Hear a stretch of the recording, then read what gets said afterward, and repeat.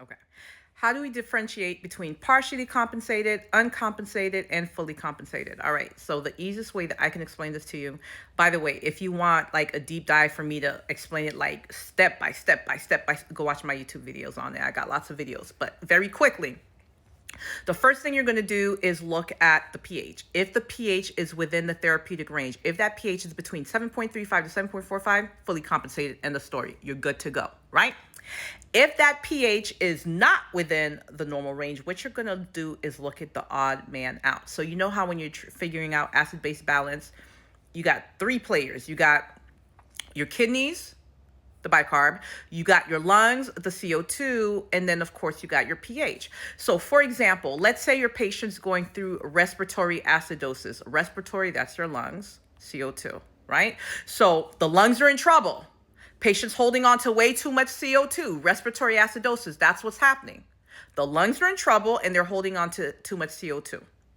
Remember, I told you there are three players in the game: your lungs, the kidneys, and the pH. If patient's going through respiratory acidosis, we know that the pH is low, it's acidosis, and we know that the lungs are in trouble. Respiratory, who's the third guy out? It's going to be the kidneys. What are the kidneys doing?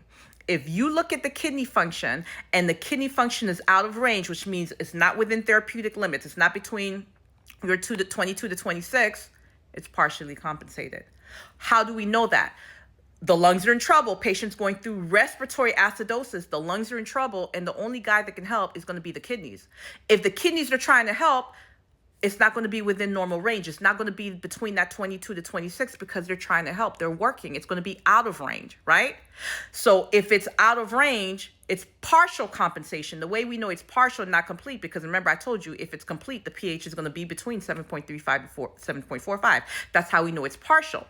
Now, if you look at the bicarb, and you see that it's within normal range, 22 to 26, what does that tell us? That tells us that this patient that's in respiratory acidosis, their lungs are in trouble, and the only guy that can help are the kidneys, and the kidneys are doing absolutely nothing. How do we know they're not doing anything? Because it's within therapeutic range. It's between that 22 to 26. They're not fighting to help the lungs at all.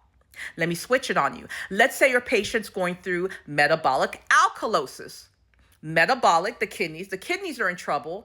Alkalosis, too much what? Bicarb, HCO3. So the kidneys are in trouble. Who's the only guy that can help? The lungs. So if the patient's going through metabolic alkalosis and you look at the lungs, CO2 is supposed to be 35 to 45. If you see it within that 35 to 45, no compensation. It's not even trying. It's not even fighting to help the kidneys because it's within that therapeutic level.